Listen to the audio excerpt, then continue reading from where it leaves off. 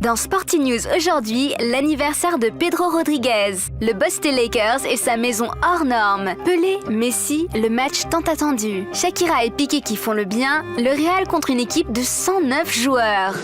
Un anniversaire, ça se fête. C'est encore plus vrai dans un grand club, où la direction est aux petits soins pour ses prodiges. Le FC Barcelone a fait honneur à son ailier de poche Pedro Rodriguez qui célébrait ses 24 ans lors de la tournée asiatique du Barça. Le club avait prévu une petite cérémonie d'anniversaire dans le vol qui ramenait tout le groupe au bercail. Au menu, gâteau et champagne pour tout le monde. Ça méritait bien un petit discours.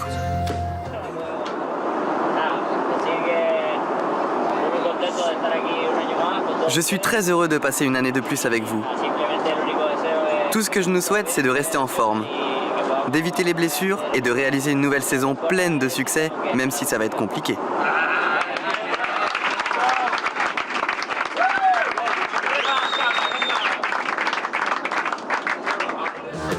Les adversaires du Barça sont prévenus. Barcelone et Pedro vont une nouvelle fois tout donner pour rester au sommet de la hiérarchie.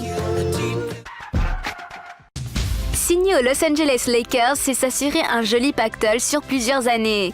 Son contrat en poche, le nouveau coach des Los Angeles Lakers, Mike Brown, n'a pas hésité bien longtemps. Il s'est offert une immense maison dans la banlieue de LA. Une maison qui ressemble plus à un décor de clip de rap qu'à un petit nid douillet. Et immense, c'est peu dire. La demeure compte 15 pièces et un jardin tropical sur une surface de 9500 mètres carrés. Une démesure qui n'en est pas vraiment une dans le monde surdimensionné de la NBA. Élu coach de l'année 2009, Mike Brown s'est engagé avec les Lakers pour un montant de 18,5 millions de dollars sur 4 ans. Il remplace le mythique Phil Jackson, vainqueur de 5 championnats aux commandes des jaunes et pourpres. Son expérience à la tête des Cleveland Cavaliers de LeBron James ne sera pas de trop pour gérer l'ego de Kobe Bryant et les frasques de ses troupes. Bienvenue à Hollywood. Mesdames et messieurs, nous avons l'honneur de vous présenter le plus grand duel de tous les temps. D'un côté, le FC Barcelone de Lionel Messi, de l'autre, le Santos de Pelé. Non, ce n'est pas une blague, les deux monstres sacrés pourraient s'affronter en décembre prochain lors d'un match officiel. L'hypothèse de voir les deux joueurs se caresser les tibias est bien réelle. Cette folle idée a germé dans l'esprit du président de Santos, le club qui a vu éclore le jeune Pelé dans les années 50. Il ne s'agirait pas d'un jubilé, ni d'un match de bienfaisance, ni même d'un show télé. La passe d'armes pourrait avoir lieu lors de la prochaine Coupe du Monde des clubs. Les deux formations sont en effet engagées dans la compétition et pourraient s'affronter en finale.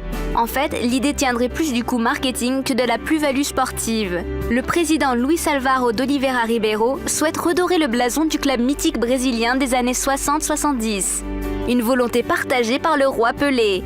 Et juridiquement, rien n'empêche Pelé d'être couché sur la feuille de match. Alors, pourquoi pas? Rendez-vous dans 4 mois. On ne voit que, même élu couple le plus écœurant de l'été par les Espagnols, Gérard Piqué et Shakira continuent de faire la une de la presse People. Mais cette fois, c'est pour une bonne cause. Le couple star a présenté à Miami un nouveau projet humanitaire soutenu par la Fondation de la Colombienne et de l'UNICEF.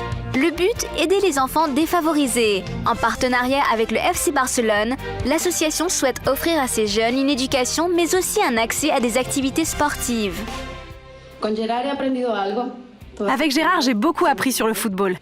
J'ai appris tout ce que le sport peut apporter à un enfant depuis son plus jeune âge. À quel point le sport compte dans le développement personnel d'un enfant. Dans l'apprentissage de notions telles que le respect des règles, la discipline, la tolérance et la persévérance. Le sport leur donne les moyens de réaliser leurs rêves. Des mots doux pour une cause juste et c'est la cote du couple Piqué-Shakira qui remonte en flèche. Les joueurs du Real Madrid sont retombés en enfance le temps d'une partie de plaisir. Les stars de la Maison Blanche ont affronté une sélection de 109 jeunes Chinois lors de leur tournée asiatique. Le rectangle vert ressemblait plus à une cour de récréation qu'à un terrain de football. Mais pas question pour les grands de baisser la garde. Respecter l'adversaire, c'est d'abord tout donner. Ronaldo et compagnie se sont donc imposés, mais sur la plus petite marge, 2-1 et basta. Bon, ok, ils auraient pu la jouer cool et laisser la victoire aux minots.